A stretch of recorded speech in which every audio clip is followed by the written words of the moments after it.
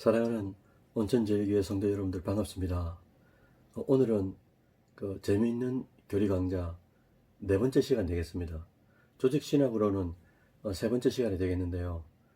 서론, 그 다음에 신론, 오늘 이제 인간론을 함께 배우도록 하겠습니다. 잠시 기도드리고 시작하도록 할게요. 존귀하신 하나님 아버지, 너무나 감사합니다. 이렇게 함께 또 교리 공부를 할 수 있도록 여건과 환경을 허락하신 주님 감사합니다.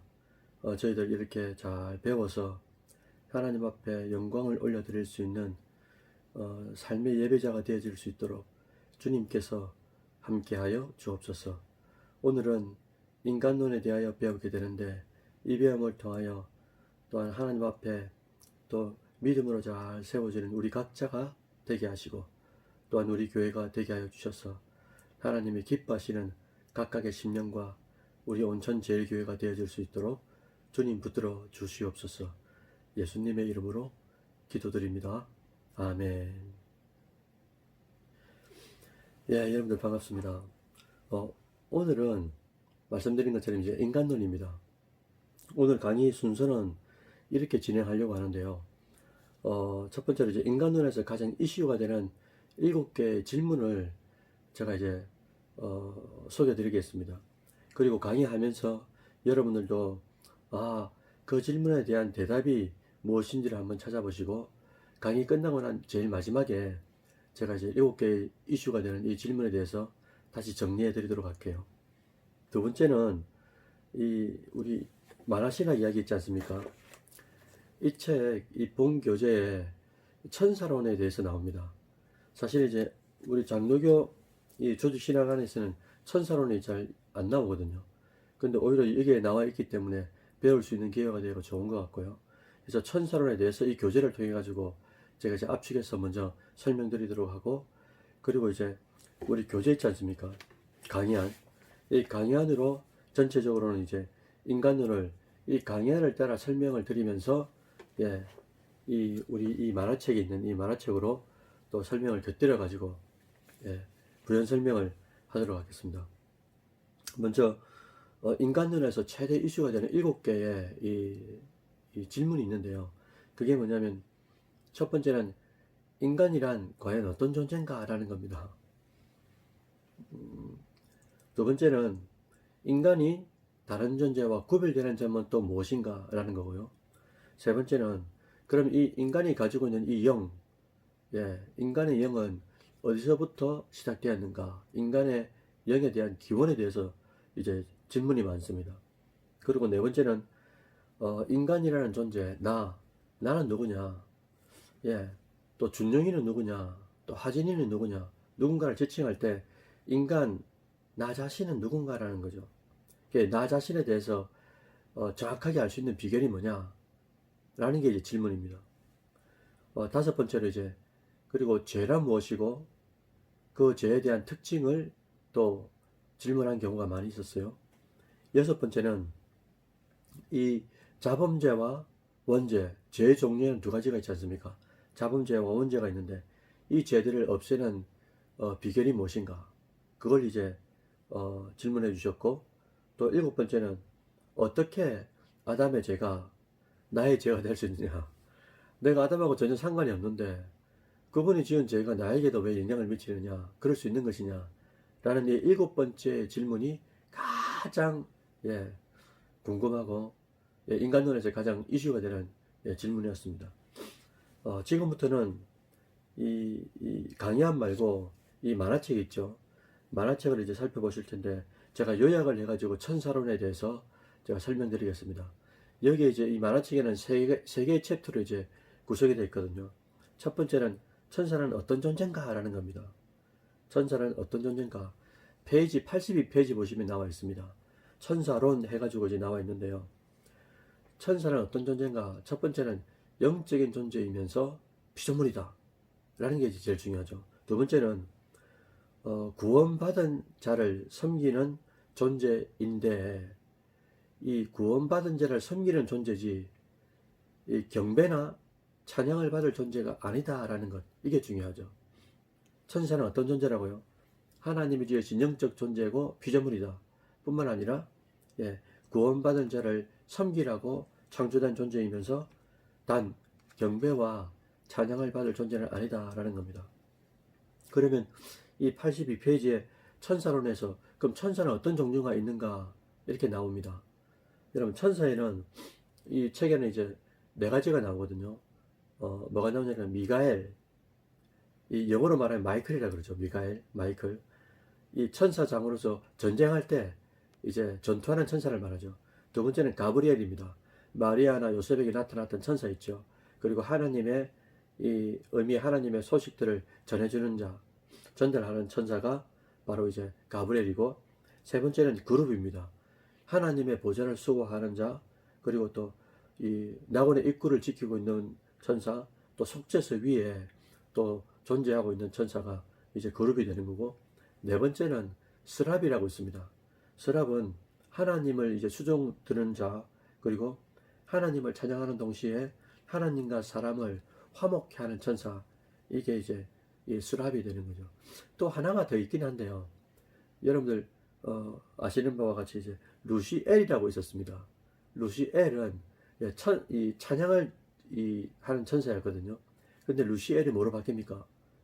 예, 타락해서 루시퍼가 되죠. 루시퍼가 되면서 사단 이런 존재가 이제 되게 된다는 거죠. 그리고 또 만화책 85페이지 한번 보시겠습니까? 85페이지 보시면 천사들의 타락이라는 주제로 나옵니다. 여기에 나오는 내용은 네 가지인데요. 이 피조된 천사들 중에 일부가 타락해서 사단이나 귀신이 되었다. 두 번째는 타락의 원인은 교만으로 하나님처럼 되려고 이 천사가 했기 때문이다. 세 번째는 타락한 천사에게는 구속이 없다, 구원이 없다라는 내용이고요. 마지막 네 번째는 마지막 날에 영원한 불못에 던져지는 존재다. 이게 이제 천사들의 타락편에서 설명하고 있는 내용입니다. 그리고 이제 만화책 88페이지에 보시면은 마귀와 귀신들이라는 제목으로 나와 있거든요. 제가 한 7년 전인가요?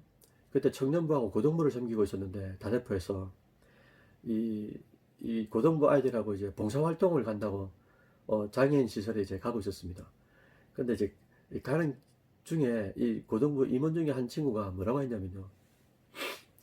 목사님, 진짜 귀신이 있나요? 없잖아요. 뭐 이렇게 묻더라고요. 제가 조금 이제 놀란 거는 이 친구가 어릴 때부터 교회를 다녔기 때문에 십몇 년을 이제 교회를 다닌 거거든요. 지금 실상이 그렇다는 겁니다. 청소년들한테도. 여러분, 귀신이 있습니까? 예, 있죠. 어떻게 알 수 있습니까? 이런 거 있잖아요. 성경에 써 있네. 성경에 써 있으니까요. 그리고 또 귀신들의 대장은 마귀고, 마귀는 사단이라고도 부르기도 하죠. 그리고 사단의 별명은 성경에 여러 가지로 나옵니다. 용, 뱀, 계명성, 악한 자, 시험하는 자, 공중 권세 잡은 자 등으로 성경에서 이제 별명을 이야기하고 있어요. 특히나 이제 88페이지에서 말씀하시는 게 사단이 하는 일들이 뭐냐?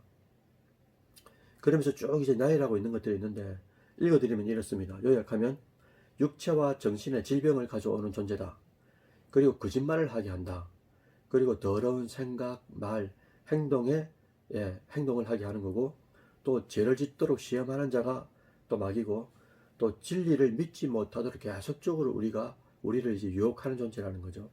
그리고 하천을 피로 또 하늘에서 불이 내리는 기적도 행한다는 거예요. 여러분들 이 사단도 마귀도 기적을 행한다. 이 진리의 교훈은 여러분들 이거 아니겠어요? 기적을 우리가 경험한다고 구원받는 것은 아니다라는 겁니다. 왜? 마귀들도 사단도 뭐를 한다고요? 기적을 일으킨다는 거죠. 그래서 이제 여기서 또 우리가 알 수 있는 게 과거에 내가 기적을 경험했다.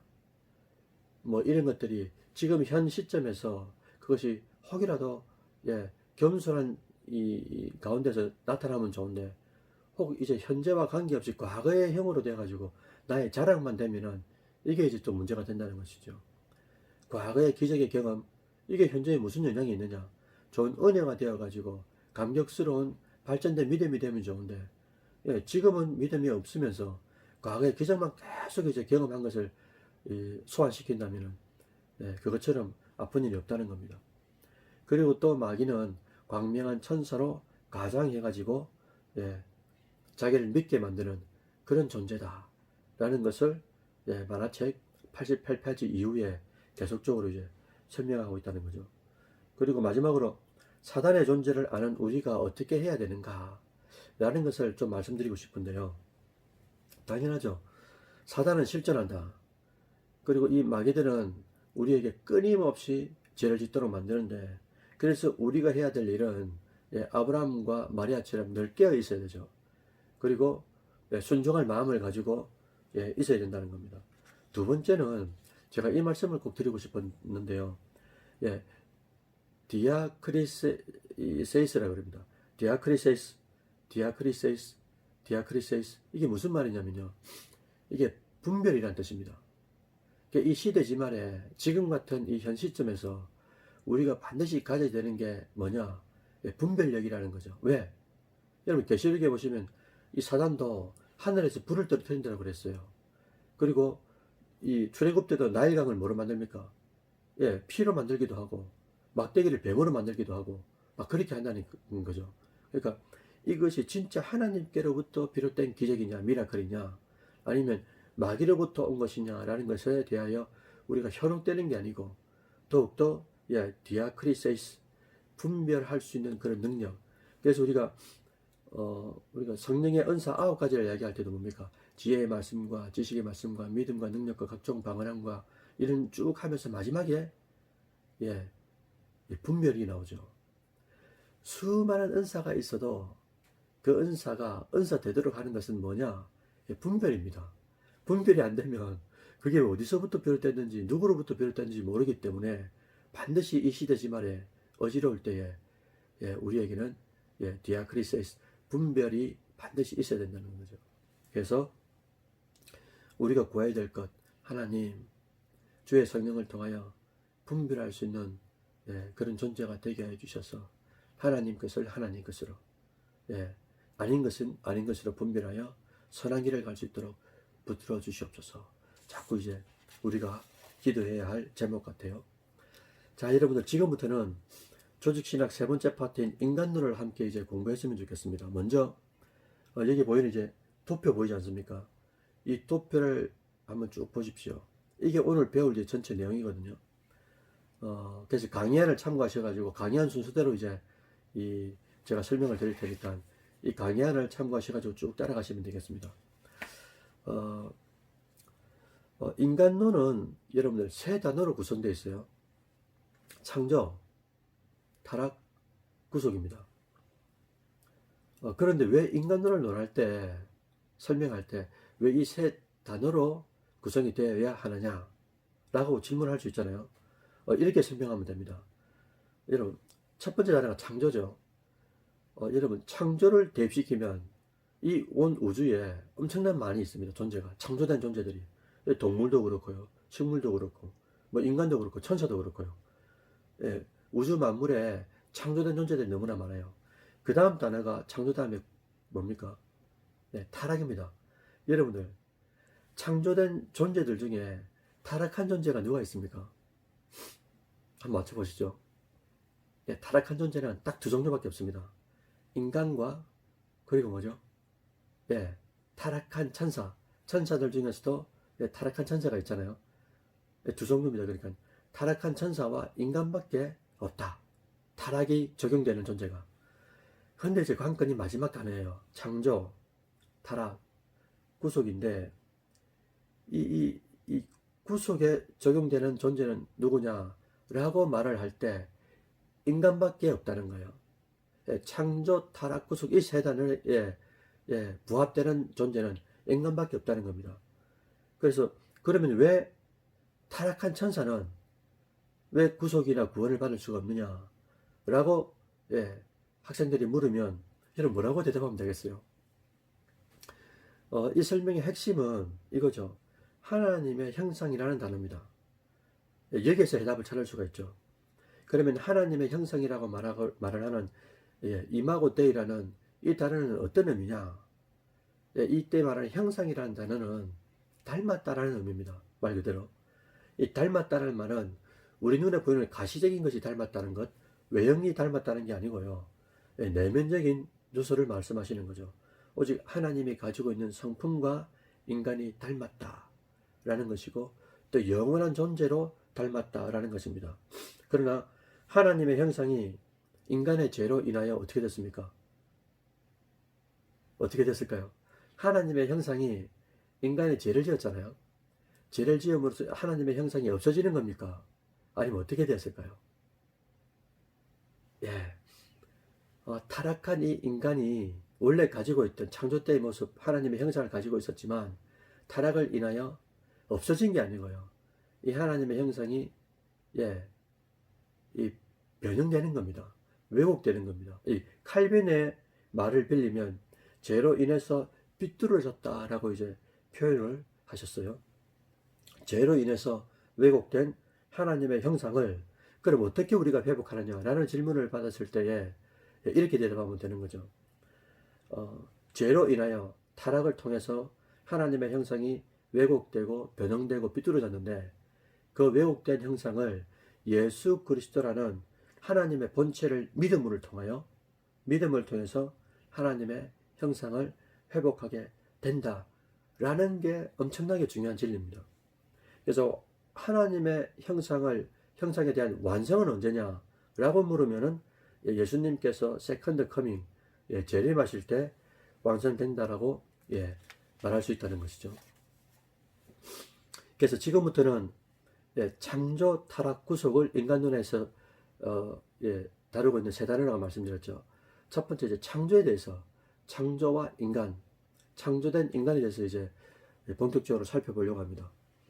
여러분 이제 도표에서 처음에 도표에서 보신 것과 같이 창조된 인간은 이 네 가지로 기억하시면 돼요. 첫째는 이제 인간의 기원, 그리고 영혼의 기원, 그리고 하나님의 형상이란 무엇이고 행위 언약이 무엇이냐, 이 네 가지입니다.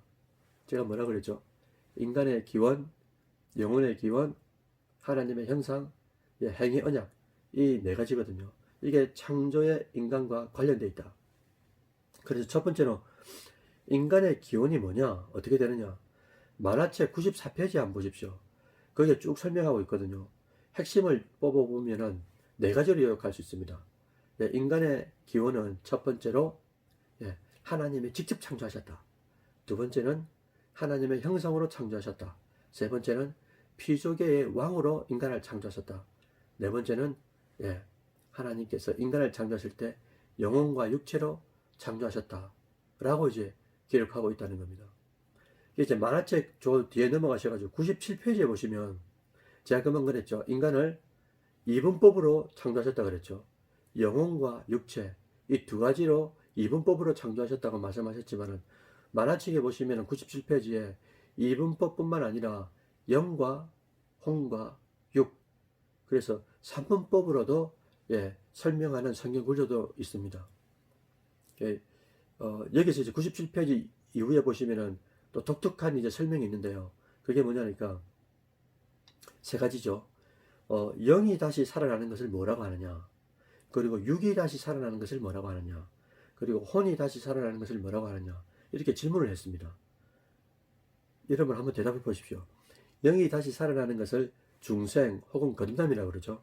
두 번째는 육체가 다시 살아나는 것은 우리가 잘 알고 있는 것처럼 부활이라고 그럽니다. 자, 이제 세 번째예요. 혼이 다시 살아나는 것을 오늘 우리 만화시락 이야기 여기에서는 뭐라고 설명하냐면요, 성결이다, 성하다, 거룩이다 라고 표현하고 있습니다. 참 멋진 설명인 것 같아요. 그래서 삼분법으로 논할 때 하나님은 영과 혼과 육체로 인간을 창조하셨다라고 말을 할 때 덧붙이는 설명이, 그럼 영이 다시 살아나는 것을 뭐라 그러고 육체가 그 다음에 혼이 다시 살아나는 것을 뭐라 그러냐, 중생이라 그러고 부활이라 그러고 성결이라고 말한다. 알아두면 좋은 영적인 상식이 될 것 같습니다.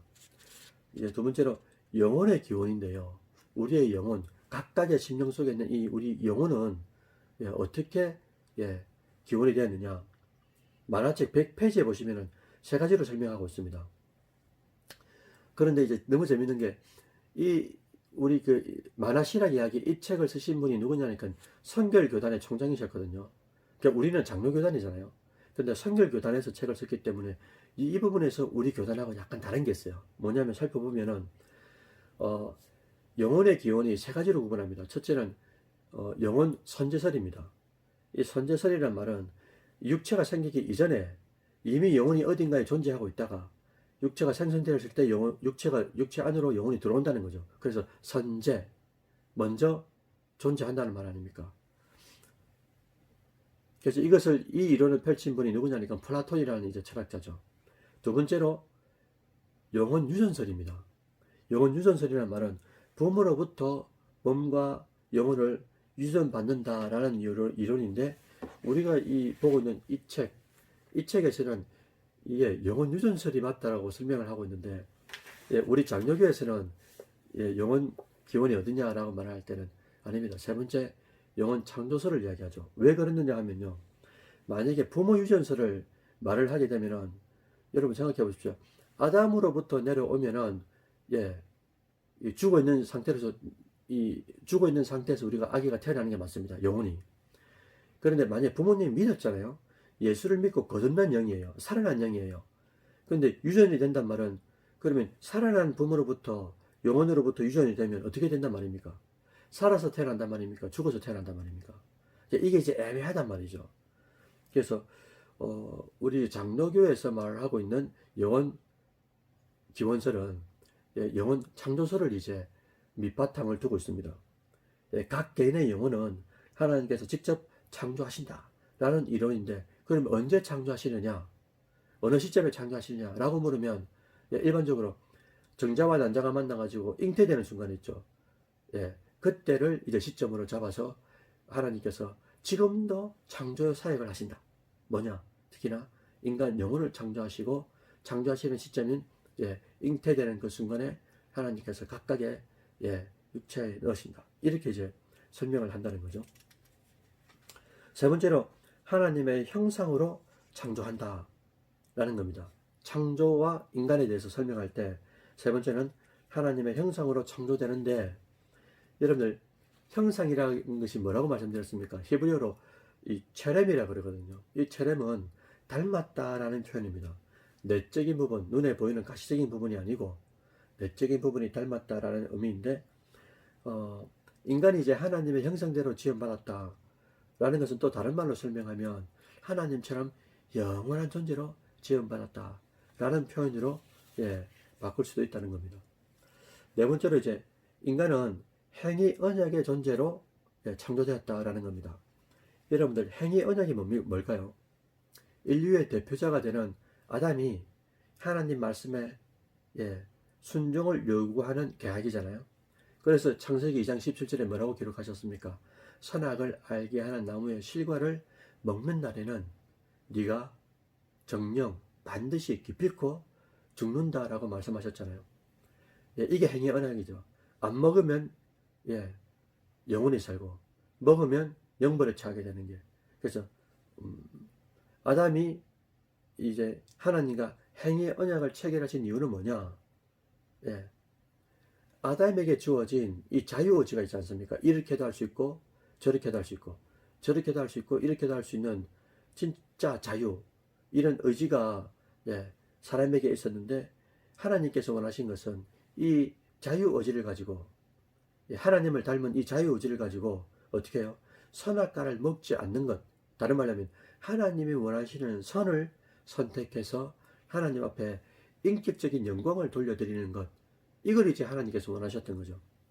그런데 이 자유의지를 어떻게 남용하는 겁니까?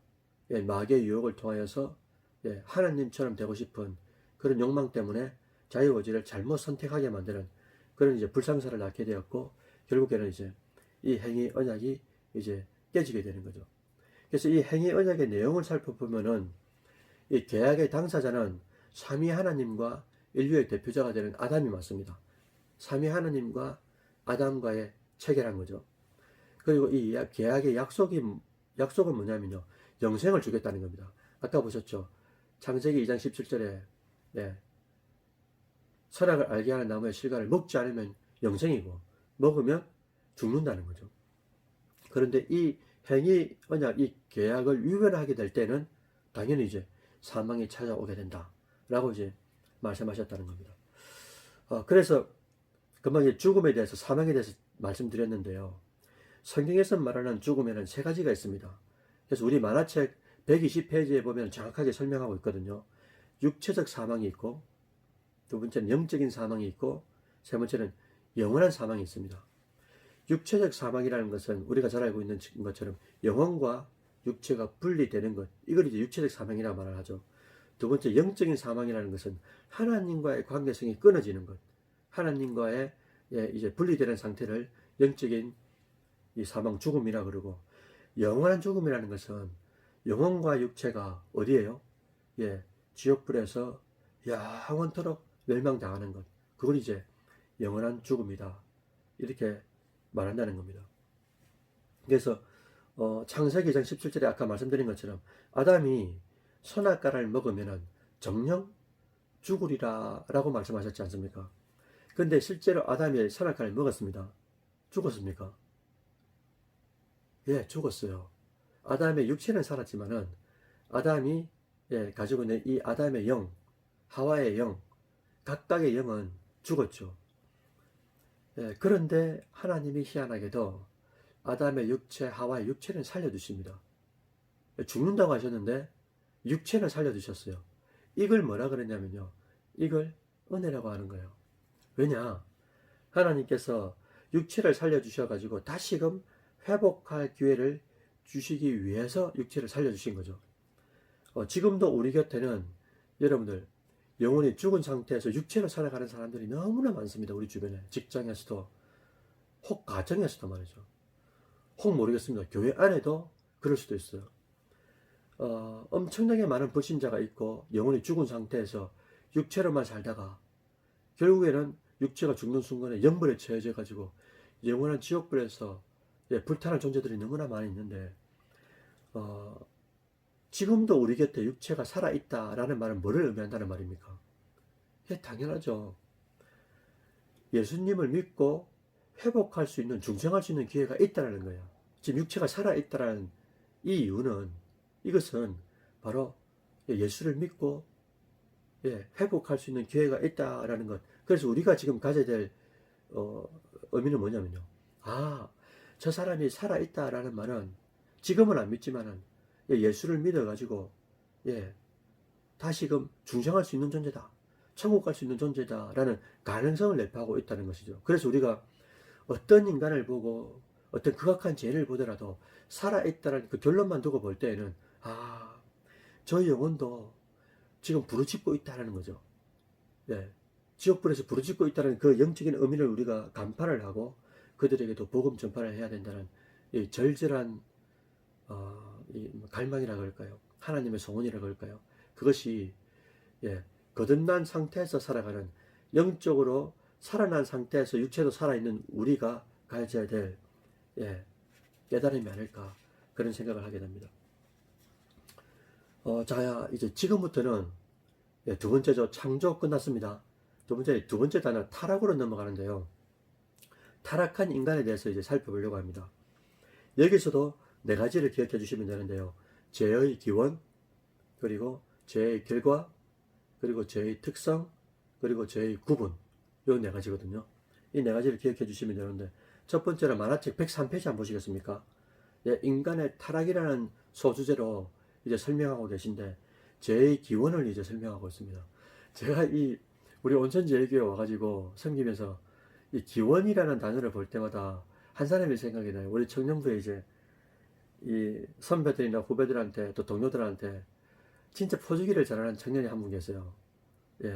문기원이라는 청년이 계신데, 이분 이제 기원이라는 단어를 볼 때마다 우리 이제 이 문기원 청년이 늘 생각나는 거죠. 여러분들, 이 죄의 기원이 어떻게 되는 겁니까? 하나님은 죄의 창시자냐, 죄가 하나님으로부터 조성되었느냐 라는 질문 우리가 제일 많이 받잖아요. 근데 그렇게 될 수 없다는 거죠. 왜냐? 성경은 죄라는 것이 타락한 천사로부터 시작되었다고 밝히고 있기 때문입니다. 그래서 죄를 짓게 되는 기원을 살펴보면 이런 순차적인 것이 있는 거죠. 첫 번째는 하나님의 천사를 창조하셨다. 그런데 그 천사들 중에 일부가 타락하게 되었다. 그리고 세 번째는 타락한 천사를 사단이나 마귀라고 부른다. 네 번째는 이 타락한 천사가 지은 죄는 교만인데, 그죠?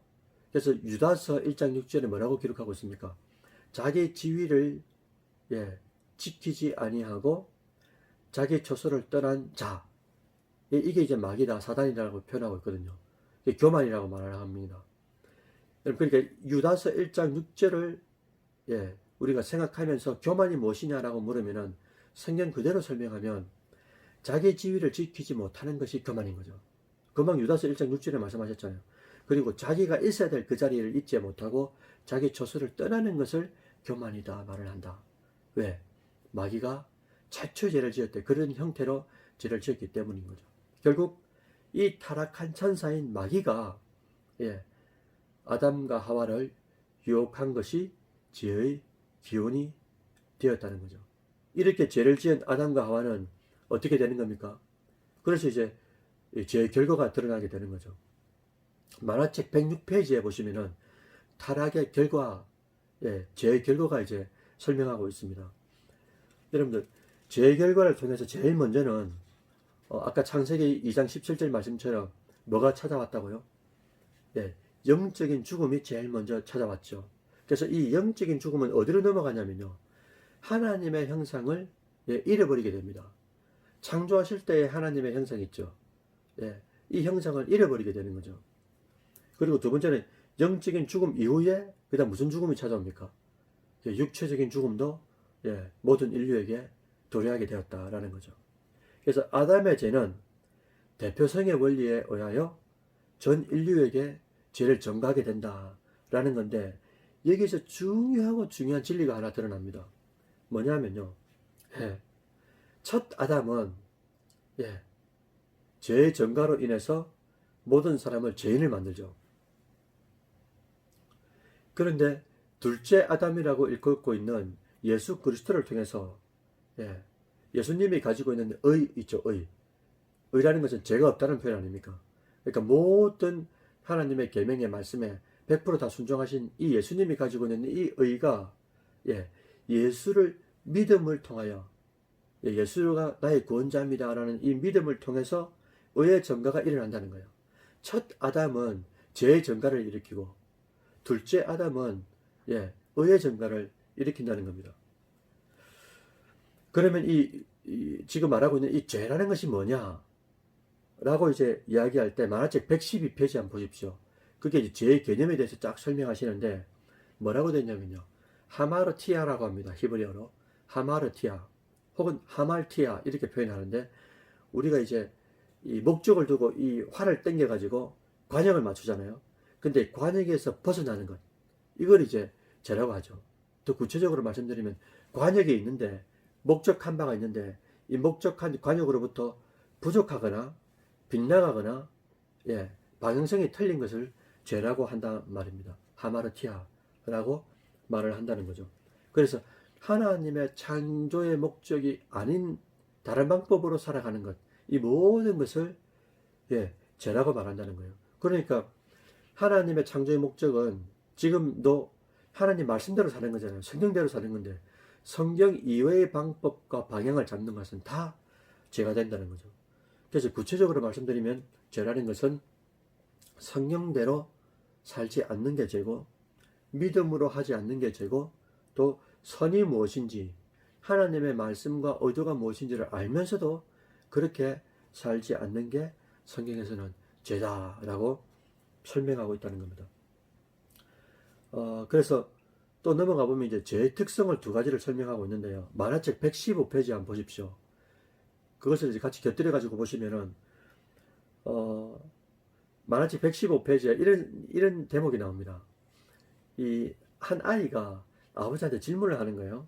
어떤 질문을 하냐니까 너무너무 중요한 질문인데, 저도 이제 이게 사역자로 섬기면서 이 질문 진짜 많이 받아봤습니다. 갓 태어난 아기도 죄인인가요, 아버지? 이라고 이 질문을 합니다. 이에 대해서 아버지가 뭐라고 대답을 하냐면요. 맞다. 갓 태어난 아기도, 혹 태아에 있는 이 아기도, 태중에 있는 이 아기도 죄인이다라고 표현한다는 거예요. 그 왜 그러냐 이거죠. 왜 그러느냐? 예, 아담이 인류의 대표이기 때문에 그렇다. 그래서 이것을 신학적으로 바꾸면 한 사람의 죄가, 아담의 죄가 다른 사람에게 옮겨지는 걸 뭐라고 그럽니까? 죄의 전가라고 그랬잖아요. 그래서 이것을 로마서 5장 12절에 이렇게 설명하고 있습니다. 한 사람으로 말미암아 죄가 세상에 들어오고 죄로 말미암아 사망이 들어왔나니 이와 같이 모든 사람이 죄를 지었으므로 사망이 모든 사람에게 이르렀느니라. 로마서 5장 12절이란 말이죠. 이 구절이 죄의 전가에 대해서 정확하게 설명하고 있습니다. 한 사람으로 말미암아 죄가 세상에 들어왔다. 이때 말하는 한 사람이라는 것은 인류의 조상인 아담이 되는 거죠. 그래서 정자와 난자가 만나가지고 생육법으로 태어나는 모든 인류는 죄인으로 태어난다는 겁니다. 그런데 이 놀라운 사실은 이 아담의 전가는 어떻게 이 원죄는 어떻게 없어지느냐? 이 죄의 전가가 어떻게 없어지느냐? 예수님을 믿음으로 없어진다는 거예요. 왜냐? 예수님이 가지고 있는 의가 믿음을 통해서 우리에게 들어오게 되잖아요. 그래서 첫 아담이 불순종으로 인해서 죄의 전가가 일어났지만 둘째 아담이라고 일컫고 있는 예수님의 완전한 순종을 통한 의, 그 의가 우리가 완전히 순종하지 못했지만 예수님께서 순종하신 그 의가 예수님을 구원자로 믿습니다라는 이 고백, 믿음의 고백을 통해 우리에게 유입이 되면서 더 이상 죄에 대한 책임을 우리가 짓지 않고, 왜요? 예수님이 우리 죄를 위해서, 태환이의 죄를 위해서, 다설씨의 죄를 위해서, 민섭씨의 죄를 위하여 진짜 죽어주셨다는 거죠.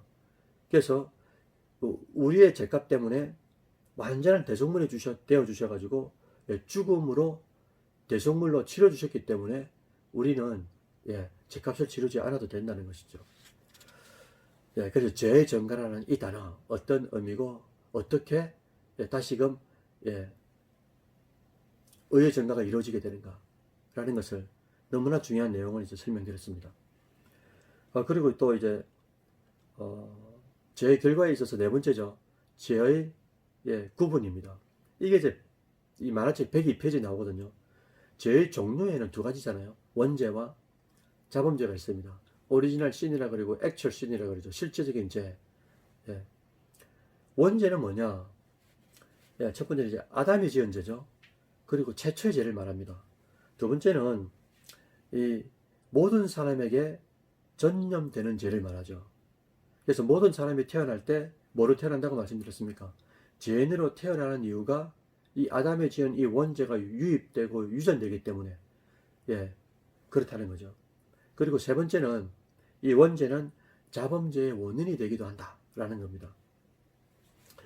여러분, 여기서 대단히 중요한 질문이 이제 나오는데, 원죄를 제거하는 방법, 자범죄를 제거하는 방법이 무엇이냐 라는 질문입니다.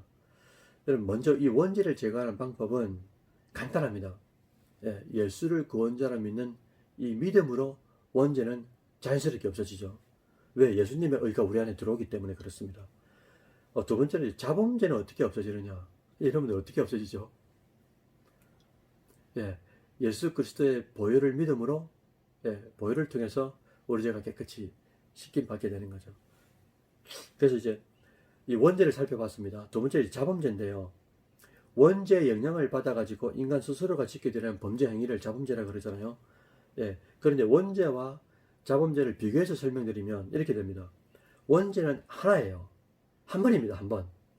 그런데 자범죄는 이제 오늘 하루만 해도 제가 얼마나 많이 죄를 지었겠어요.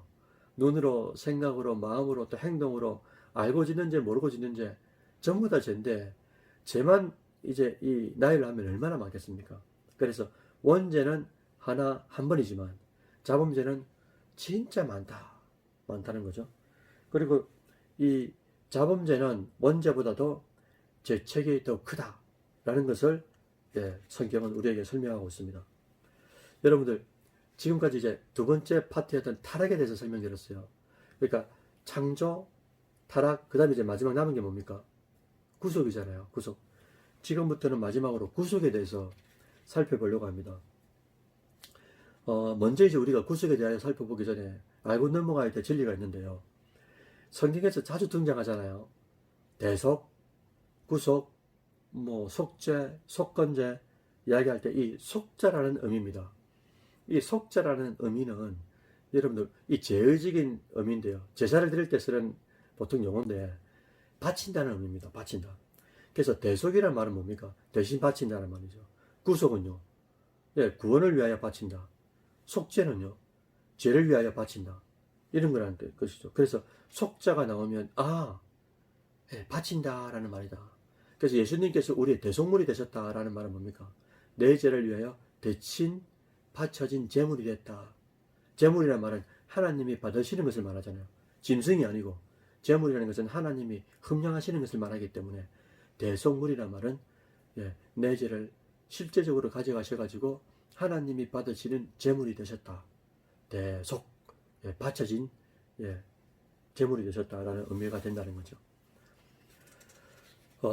그래서 이 구속을 이야기할 때 반드시 나오는 단어가 구속에 대한 언약입니다. 언약, 구속의 언약. 근데 이제 구속의 언약을 성경적인 증거로 성경에서 이제 살펴보면은 어떻게 되냐면요. 너무 재밌는데 이 구속의 언약이 영원 전부터 계획됐다는 거예요. 여러분 하나님의 사역에는 계획 있잖아요. 그리고 창조, 섭리가 있지 않습니까? 하나님께서 계획하셨다는 거예요. 뭐를요? 구속을요. 언제 말입니까? 영원 전에. 창조되기 전부터 하나님이 계획하셨다는 거예요. 여러분 이게 이상하지 않습니까? 여러분 생각해 보십시오. 만약에 아담이 선악과를 따먹는 그때, 죄를 짓는 그때 삼일째 하나님이 부랴부랴 어떻게 하는 겁니까? 야, 큰일 났다. 생각지도 못한 일이 일어났으니까 어서 대책을 세워보자고 삼일째 하나님께서 모이셔가지고 논의하셨다는 겁니까? 아니죠. 하나님은 타락하면 타락한 대로 그 경외의 수를 따라, 그리고 타락하지 않으면 만약에 선악과를 안 먹으면 안 먹는 그 자유의지 그것을 따라 하나님의 경우의 수를 전체를 다 만들어 놓으신 거죠. 그런데 하나님은 이미 이 창조하기 전부터 구속의 언약을 세워 놓으셨다. 왜냐? 구속의 은혜를 그 순간에 타락하는 순간에 만드시면 하나님의 성품적으로 뭐와 유배가 되는 겁니까? 하나님의 전지성하고 유배가 되는 거예요. 하나님은 과거, 현재, 미래, 시간을 넘어서 존재하시는 분이잖아요. 하나님은 여기, 저기, 미국, 일본, 한국을 넘어서 공간 가운데 존재하는 게 아닙니다. 공간을 넘어서 존재하시는 분이거든요. 그러니까 우리가 생각하는 착각 지구가 자전하고 공전하고 또 시간의 개념 속에서 우리가 살아가고 있어서 그렇지만 하나님은 시간의 세계에 있는 게 아니라는 거죠. 시간의 세계에 없단 말은 영원한 세계에 있다. 영원한 세계에 있단 말은 이미 그 영원 전부터 하나님은 이 구속의 언약을 세울 수 있는 분이다 라는 것입니다. 그래서 갑작스럽게 선악과를 따먹는 순간에 구속의 언약을 체결한 게 아니고요. 그 전부터 영원 전부터 하나님은 계획하신 분이다. 왜 제가 이 말씀을 드리냐면요. 이 진리는 우리에게 이렇게 적용되는 거예요. 여러분들 우리가 살아가다 보면 원치 않는 일이나 또 갑작스러운 일이나 황당한 일들이 얼마나 많이 있습니까? 물론 또 예견된 일도 있지만요. 그래서 우리가 우리 아버지는 전지전능하신 분인데 하나님은 그런 분인데 하나님은 모르는 일이 없는데, 그리고 하나님이 모르는 가운데 일어나는 우연도 없는데, 우리가 지난 시간에 신론에서 배웠지 않습니까? 근데 이 어떤 일이 나에게 일어났다, 우리 교회에 일어났다, 우리나라에 일어났다, 전 세계에 일어났다 라는 것을 어떻게 해석할 거냐 이거죠. 하나님의 선하신 뜻이 있다라고 해석하는 게 믿는 사람의 해석인 겁니다. 그래서 믿음으로 해석하는 습관, 이게 우리에게 있어야 된다는 거예요. 그게 뭡니까? 당황하고 원치 않는 일이 일어나도 하나님께서 이 일을 못 막을 뿐이 아닌 거예요. 일어나지 않도록 못하실 분이 아니라는 겁니다. 그런데도 나에게 일어났다는 말은, 그 의미는 내가 이 일을 통하여 예, 하나님이 하실 일이 있다는 거죠. 그러니까 어떤 일이 일어나도 나에게 육체적으로나 감정적으로나 또 물질적으로나 또 미래적으로나 또 원치 않는 일이나 원하는 일이나 그 결과가 어떻게 일어나도 그에 대해서 우리가 하나님이 하실 일이 있다라고 그렇게 해석하는 것뿐만 아니라 그렇게 믿고 살아들이는 것. 왜 이게 필요하냐면요, 우리가 인생을 살아가다 보면은 진짜 이 갈대 같은 게 우리 인간의 마음 아닙니까? 그리고 가장 부패한 게 우리 사람의 마음이라고 자문서에서도 말씀해 주셨는데, 우리 마음의 이 평정심, 울퉁불퉁하지 않도록 만드는 이 평정심이 어디서 오냐면요, 하나님을 아신다, 하나님이 섭리하신다, 하나님께서 다 아시면서도 나에게 이것을 허락하셨다 라고 해석해야만이 어떤 일이 일어나도 우리 마음에, 아, 하나님이 아시는 하나님께서, 혹 내가 육체적인 눈으로 볼 때 불편한 그런 부분이 있어도 하나님이 하실 일이 있기 때문에 나에게 이것을 허락하셨다라고 믿고 해석하면 우리 마음이 어떻습니까? 믿는 구석이 있으니까 든든하고 평안한 거죠. 평정심을 잃지 않는 이런 비밀이 있기 때문에 제가 이제 지금 시간을 할애해서 말씀드린 겁니다. 엄청난 유익인 거죠. 엄청난 유익이다. 그래서 이제 구속의 언약의 요소를 살펴보면요, 이게 조금 이제 행위 언약하고 다릅니다. 행위 언약은 그 당사자가 누굽니까? 삼위 하나님과 아담이었죠. 삼위 하나님하고 아담하고 체결한 게 행위 언약입니다. 그런데 이 구속의 언약은 달라요. 구속의 언약은 뭐냐면요, 성부 하나님하고 택함 받은 자의 대표인 성자 예수님하고 체결한 겁니다. 그리고 언약의 보증인도 당연히 누굽니까? 예수님께서 죄인을 대신해서 죄의 형벌을 짊어지는 예수님이 되는 것이고, 또 언약의 조건이 뭐죠? 행위 언약을 지키지 못한 인간을 위해서 대신 형벌을 받아 둘째 아담이신 예수님께서 죽는 것이 바로 언약의 조건이 되는 거죠. 그리고 이 조건을 이루신 언약의 이 약속이 뭐냐? 그것은 바로 예수님이, 이 성자이신 예수님과 택함 받은 자가 모두 영화롭게 되는 것. 이것이 바로 언약의 최종적 약속이 된다라는 거죠. 이렇게 우리가 창조, 그리고 타락, 그리고 마지막 지금 살펴본 구속까지 함께 살펴봤습니다. 다시 한번 여러분들 한번 그러면 한번 복습해 볼까요? 이 도표를 한번 다시 한번 보시겠습니까? 여러분, 인간론에는 세 가지 파트를 그랬죠. 창조, 타락, 구속이다. 그리고 이 창조 파트에는 네 가지가 있다 그랬죠. 인간의 기원, 영혼의 기원, 하나님의 형상, 행위 언약. 그리고 또 타락에도 네 가지 파트가 있다. 죄의 기원, 죄의 결과, 죄의 특성, 죄의 구분. 그리고 구속의 파트에도 여러 가지가 있는데 말씀드렸습니다. 이걸 이제 이 딱 상상을 하시면서 머릿속으로 딱 그려보시면서, 인간론은 세 가지다. 창조, 타락, 구속. 창조에는 인간의 기원, 영혼의 기원, 그 다음에 하나님의 형상, 행위 언약이 있고, 타락에는 죄의 기원과 죄의 결과, 죄의 특성, 죄의 종류, 구분이 나와 있다. 이런 식으로 머릿속으로 딱 이제 그려보시면서, 또 뭡니까? 인간의 기원은, 인간은 하나님이 직접 지으셨고, 하나님의 형상대로 지으셨고, 또 피조계의 왕으로 지으셨고, 또 영혼과 육체로 하나님이 만드셨다. 그죠? 이런 식으로 이제 하나하나를 꼬리를 물면서 머릿속으로 쫙 정리를 해놓으면 더 좋을 것 같습니다. 지금은 이제부터는 초대에 말씀드렸던 7가지 질문이 있죠. 이 질문들을 다시 살펴보면서 정리해 드리도록 하겠습니다. 첫 번째 질문이, 인간은 어떤 존재인가? 여러분, 어떻게 설명하면 되겠습니까? 인간은 제일 중요한 개념이 피조물이다라는 거예요. 여러분, 피조물이다라는 것은 어디에 또 연결되냐면요, 내가 이 만들어진 존재다라는 말은 나를 만드신 누가 있단 말입니까? 예, 창조주가 있다는 말이죠. 예. 그래서 이 창조주를, 이 피조물은, 예, 뭐 해야 된단 말입니까? 예, 의존하는 존재로 지어졌다는 거예요. 피조물이란 말은 창조주가 존재한다는 것을 내포하고 있고, 이 피조물이란 말은 창조주를 절대 의존해야 된다라는 의미를 내포하고 있다는 것을 꼭 기억해야 된다는 거죠. 그 다음에, 예, 인간은 어떤 존재냐? 피조되었지만 타락해서 죄인이 되었다. 그리고 죄인으로 끝난 것이 아니고 인간에게만 적용되는 단어가 하나 있는데 그게 구속이라는 단어다. 그래서 창조, 타락, 구속, 이 세 단어가 전체 부합되는 존재는 인간밖에 없다. 그것이 바로, 예, 우리다라는 거죠. 두 번째는 인간이 다른 존재와 구별되는 점이 무엇이냐 라고 말을 하면 두 가지로 크게 볼 수 있습니다. 하나는, 예, 중요한 단어인데 하나님의 형상이 다르다. 그러니까 다른 존재, 어떤 존재도 하물며 천사도 말이죠, 하나님의 형상으로 지음받지 않았습니다.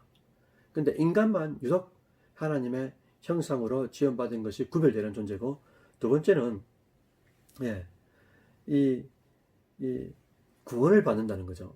구원을 받는다. 예, 아까 창조는 수많은 존재들이 창조가 되었죠. 그 다음에 타락은요, 인간만 타락한 게 아니고 천사들도 타락했잖아요. 그런데 구속에 적용되는 존재는 천사는 왜 구속이 안 됩니까? 라고 아이들이 물으면요, 타락한 천사 마귀들은 왜 구원받지 못하느냐? 라고 물으면 뭐라고 대답하면 될까요? 예, 그것은 조금 전에 말씀드린 것처럼 하나님의 형상 때문에 그렇다라고 표현하면 되죠. 왜? 하나님의 형상이라는 존재는 우리 인간에게만 적용되는 단어이기 때문에, 예, 인간만이 구원받는 존재로 넘어갈 수 있다라는 겁니다. 그래서 인간만이 가지는 다른 존재와의 구별은 하나님의 형상일 뿐만 아니라, 예, 구원받는 존재로 구별된다라는 거죠. 세 번째, 인간의 영은 어디서 왔습니까? 라고 질문하면 뭐라고 대답하면 되겠어요? 예, 예, 지금도 하나님이 영혼을 창조하신다. 그래서 영혼 창조설을 우리는 이제, 예, 믿고 있다라고 이제 설명하면 될 것 같고요. 그 다음에 네 번째는, 나를 정확하게 아는 비결이 무엇이냐? 태환이라는 존재를, 예, 여러분 각자마다 나란 존재를 아는 정확한 비결이 뭘까? 라고 물으면 제일 중요한 게 뭐냐면요, 여러분들 사실은 내가 나를 모릅니다. 내 머리털도 모르고요, 내가 어떤 행동을 해놓고도 말을 해놓고도 내가 왜 그렇게 했을까라고 후회할 때도 얼마나 많아요. 예, 그것처럼 내가 나를 몰라요. 그런데 나를 만드신 하나님이 나보다 나를 더 잘 압니다. 이게 진리잖아요. 그래서 우리는 스스로 나를 모르기 때문에 빨리 이것을 겸손하게 인정을 하고, 그리고 나를 만드신 하나님을 알아야 되는 거예요. 그래서 기독교 강요에서 제1권에서 존 칼빈 선생님이 뭐라고 표현하냐면요, 이 세상을 살아가면서 지식이 필요한데, 참지식이 필요한데, 이 참지식은 두 가지라고 표현합니다. 하나는 하나님을 아는 지식이고, 두 번째는 인간을 아는 지식이에요. 하나님을 아는 지식이 나를 아는 것보다 먼저 선지한다는 거죠. 먼저 선지가 돼야 된다. 먼저 알아야 된다는 말이에요. 왜냐? 인간은 스스로 모르니까 인간을 만드신 하나님이 어떤 분이신지, 그리고 인간을 왜 어떤 목적으로 어떻게 만드셨는지를 알면 나를 알 수 있잖아요. 그래서 기독교 강요 3권 중에서도 1권 초두에 처음에, 예, 하나님을 아는 지식, 이것이 진짜 중요하다라고 말씀하셨다. 왜냐? 하나님을 알아야만이, 예, 인간 스스로인 나를, 하나님을 통해서 나를 알 수 있다라는 거죠. 다섯 번째로, 죄란 무엇이고 그 특성은 무엇인가? 라는 질문을 받았다고 할 때 우리가 어떻게 설명하면 되겠습니까? 죄라는 것은 하마르티아라고 해서 관역에서 벗어나고 방향이 틀어지는 걸 말한다고 말씀드렸어요. 그런데 이 하나님이 주신 이 자유의지를 통해서, 예, 선할 걸 안 먹는 것, 이게 하나님의 뜻이잖아요. 이게 선이지 않습니까? 그래서 선한 것을 선택하는 인격적인 순종을 통해서 하나님 앞에 영광을 올려드려야 되는데, 그런데, 예, 말씀을 어기고 불순종을 통해 가지고, 따먹음으로 통해서, 불순종을 통해서 우리에게, 예, 이 죄의 삭신 죽음을 가지고 왔다라고 이제 성경은 설명하고 있다는 거죠. 특히나 이제 죄의 특성은 크게 신학에서는 두 가지를 말합니다. 죄의 전념성, 죄의 오염성을 말하죠. 특히 이 전념성은 지금하고 똑같죠. 이 코로나19 이 사태가 어떻게 됐습니까? 예, 한 사람이 그 뭐라 그러죠? 슈퍼 전파자. 예, 이게 되어가지고 많은 사람들한테 이제 전파를 시키잖아요. 똑같습니다. 이 바이러스하고 똑같이 이 죄도 어떻다고요? 예, 전염시킨다라는 거죠. 그 다음 여섯 번째는 자범죄는 어떻게 없애고 또 원죄는 어떻게 없애느냐. 예, 제가 이제 설명드렸습니다. 원죄를 없애는 비결은 예수님을 믿음, 이 믿음이라는 이 공로 은혜 하나로 예, 아담부터 내려오는 이 원죄가 없어집니다. 두 번째, 이 자범죄는 어떻게 없어지느냐. 예, 예수 그리스도를 우리가 거듭났지만은 계속적으로 죄를 짓고 있잖아요. 이 죄들은 어떻게 없애느냐. 예, 지금도 끊임없이 말씀을 들으면서 하나님, 예, 저 말씀이 내 죄가 맞습니다. 그리고 뉴스를 보거나 또 어떤 이제 선후배들하고 대화를 하면서도 하나님 저 모습이 내 모습인데 진짜 맞습니다. 진짜 저 모습이 내 죄입니다. 라고 말씀을 들을 때, 말씀을 읽을 때, 뉴스를 볼 때 무엇을 하든지 간에 우리의 첫 포커스는 내 죄를 깨닫는 거잖아요. 이 내 죄를 다른 사람에게 반사시키고 예, 이 굴절시키는 게 아니고 무엇을 하든지 간에 우리의 이 집중은 내 죄를 깨닫는 거거든요. 그래서 말씀을 들을 때도 진짜 신앙인들은 어떻게 합니까? 예, 부지런한 거예요. 말씀을 들으면서 저 죄가 내 죄인데 주님 저 말씀도 예, 저 죄도 이 종이 지은 적이 있습니다. 주의 보혈로 깨끗이 씻어 주옵소서. 회개하면서 말씀을 듣고 말씀을 들으면서 회개하고 그죠? 이런 이제 로테이션이 일어난다는 거죠. 그래서 자범죄는 예수님의 예, 십자가 설에 쓴 그 보혈로 예, 용서함을 받는다. 마지막 일곱 번째로 어떻게 아담의 죄가 나의 죄가 될 수 있는가? 이것이 인간론에서 가장 많은 질문이라고 예, 말씀드렸습니다. 이 일곱 번째 질문에서 중요한 단어가 하나 대두가 되죠. 그게 뭐냐니까 예, 죄의 정가라는 단어입니다. 죄의 정가. 말씀드린 것처럼 정자와 난자가 만나서 태어나는 모든 인간은 생육법으로 태어나는 모든 인간은 아담이 지은 죄가 예, 그 후손들에게도 우리에게도 앞으로도 예, 정가되어 가지고 그대로 내려온다. 마치 이런 거죠. 어떤 사람이 종합검진을 받았습니다. 그런데 종합검진을 받았는데 결과를 이제 받으려고 가니까 의사 선생님께서 하시는 말씀이 혹시 선생님 그 부모님 중에 당뇨병이 계신 분 있습니까? 혹시 부모님 중에 눈이 좀 안 좋으신 분 있습니까? 라고 묻는 거예요. 갑자기 이 진찰받고 이제 결과를 들으려고 하신 이 분이 환자분께서 너무 놀란 거죠. 왜 갑자기 부모님을 소환하는 거지? 부모님 모를 텐데. 그때 왜 의사 선생님께서 질문을 했냐면요. 이 진찰받은 이분의 결과가 당뇨가 있었던 거예요. 그런데 이분은 진찰받은 분은 몰랐던 거죠. 그리고 이분이 녹내장이 있었던 거예요. 그러니까 이 의사분이 딱 보고 난 뒤에 이 질병을 이 앞에 있는 이 환자를 보기 전에 뭐를 먼저 보는 겁니까? 보이지 않는 부모님을 먼저 생각하는 거예요. 가족력을 먼저 물어보는 겁니다. 왜요? 육체의 질병은 예, 내가 갖고 싶다 안 갖고 싶다 이거 상관없이 부모로부터 유전되는 질병들이 많잖아요. 그것처럼 영적인 질병도 똑같다. 이 죄라는 것도 똑같다. 죄의 전가가 바로 그런 것이다. 라고 예, 설명할 수 있을 것 같아요. 그래서 이 예수님을 통해서 이 원죄는 없어지고 예수님의 보혈을 통해서 자범죄는 없어지고 또 우리가 그 죄의 전가를 통해서 아담이 나하고 상관도 없죠. 본 적도 없지만 그 죄가 우리에게도 내려온다. 그러나 예수를 믿음을 통하여 이 원죄는 끊을 수가 있다. 왜? 예수님께서 둘째 아담으로서 모든 율법과 또 말씀을 다 순종하시기 때문에 그 순종하신 그 의가 우리에게도 공로 없이 그대로 부여가 됐으니까 이 의를 보고 하나님은 우리를 이제 구원시키는 것 아니겠습니까? 여러분들 지금까지 인간론에 대해서 이제 말씀드렸어요. 우리 지금 이제 재밌는 교리 강좌가 이 캐치프레이즈가 뭐라고 말씀드렸습니까? 잘 배워서 남준다는 거죠. 여러분들 부디 바라기는 예, 가르치는 이 정보다도 여러 학생 여러분들이 더 잘 가르쳐야 됩니다. 그게 이제 목적이죠. 왜? 배워서 남줘야 되기 때문에 잘 이렇게 요리해서 주면은 얼마나 맛있게 드시겠어요. 다른 분들이 설명을요.